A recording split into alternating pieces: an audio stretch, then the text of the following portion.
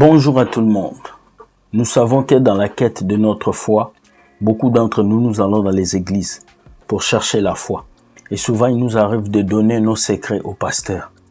Mais les personnes les plus vulnérables jusqu'aujourd'hui dans nos églises restent nos mamans, nos petites sœurs et nos petites filles. Alors, à travers ces témoignages que vous allez suivre, je veux que vous puissiez comprendre de ne pas donner votre confiance à tout celui qui porte une Bible seulement. Ce n'est pas parce que quelqu'un s'appelle pasteur, prophète, évangéliste que vous devez lui donner votre cœur. Confiez votre cœur à Jésus, car les humains vont vous décevoir. Écoutez ces témoignages et j'espère que ça va vous faire du bien. Tout a commencé le 21 septembre 2023. J'étais avec mes cousines, mes nièces et j'étais contente parce que je venais de rentrer des États-Unis et j'avais décidé de faire un séjour à Libreville de 2 semaines. J'ai commencé à rigoler avec ma famille, on était très contents de se voir, on a fait des photos, jusqu'à ce qu'on se retrouve dehors et je commence à m'adresser à mes petites sœurs en leur disant « Pourquoi vous ne partez plus à cette église? Pourquoi vous avez décidé de ne plus servir Dieu ?»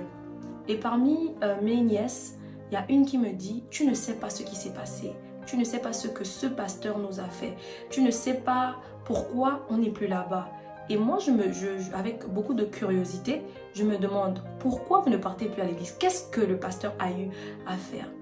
Et là, il y a ma nièce qui sort du lot en me disant il a abusé des enfants à l'église. Et moi, je me dis non, attendez, je comprends rien, je suis perdue. Je tombe des nues parce que c'est quelqu'un que j'ai considéré comme étant mon pasteur. C'est quelqu'un que j'ai toujours vu comme un homme de Dieu, quelqu'un de bienveillant. Et là, ma nièce me dit, je lui demande, est-ce que tu connais ces personnes, ces filles qui l'auraient abusé? Et elle me dit, j'en fais partie. Je fais partie de ces filles-là qui ont été... Ce message s'adresse à tous les chrétiens. Je suis chrétienne. Il est hors de question que nous restons dans ces églises, ne sachant pas ce qui se passe avec nos enfants. Il est hors de question que nous envoyions nos enfants pour se faire violer par des pseudo-pasteurs. Ce soir, je parle parce que je suis dégoûtée, je suis outrée du comportement que ce pasteur a eu. Pseudo-pasteur, parce que pour moi, ce n'est pas un pasteur. Nous avons fait confiance en cet homme. Il était comme un frère pour nous, parce que nos mamans l'avaient adopté. Pasteur Jean-Yves Boussougou a toujours été le bienvenu dans notre maison. Nous l'avons servi à manger, à boire.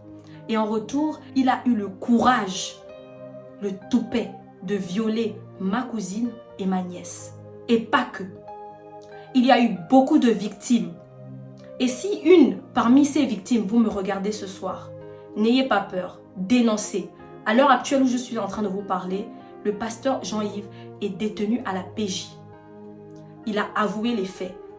Il ne savait pas qu'il était enregistré, mais il a avoué avoir violé ces filles-là. Aujourd'hui, on parle d'un pasteur. Quelqu'un qui dirige toute une église. Quelqu'un qui est censé rapprocher les gens de Dieu. Il a tué la foi de certaines filles.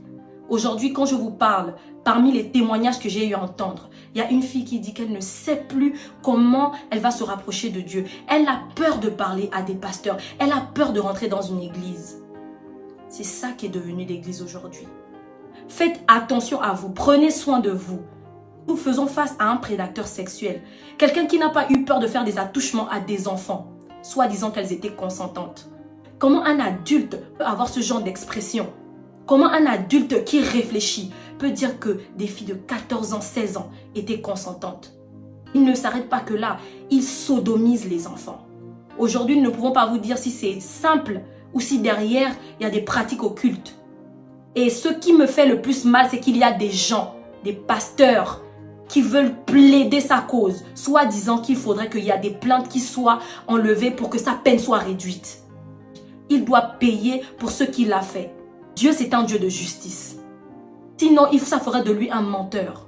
Nous avons pardonné son acte, mais nous voulons que justice soit faite. Que justice soit faite pour ma cousine, que justice soit faite pour ma nièce, que justice soit faite pour toutes ces filles-là qui ont été victimes des différents vices de ce pasteur-là.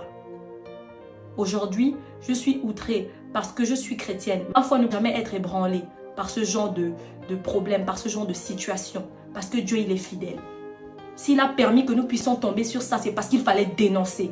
S'il a permis que nous puissions, que ce soit ma famille qui soit touchée par ce problème, c'est parce qu'il fallait que quelqu'un se lève pour pouvoir dénoncer. Jean-Yves Boussougou est un pédophile. Jean-Yves Boussougou n'est pas un vrai pasteur. Je le dis et je le répète. Lorsqu'on est un homme de Dieu, on sert Dieu. Lorsqu'on est un homme de Dieu, on est les enfants de ses fidèles.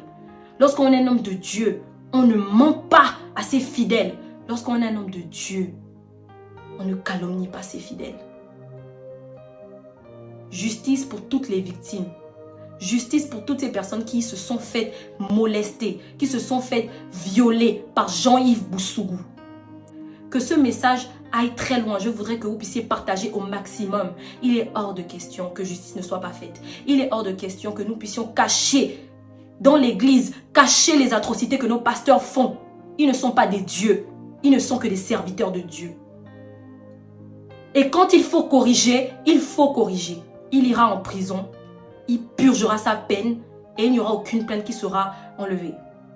S'il y a des victimes qui regardent cette vidéo, si tu es victime du pasteur révérend, entre guillemets, Jean-Yves Boussougou, et que tu as également été violé par cet homme, Dieu t'interpelle. Si tu veux envoyer un message, envoie un message. Les plaintes sont toujours ouvertes. Il ne fait que recevoir des plaintes. Parce qu'il l'a fait pendant toute sa vie. Et jusqu'à présent, il le fait toujours. Merci.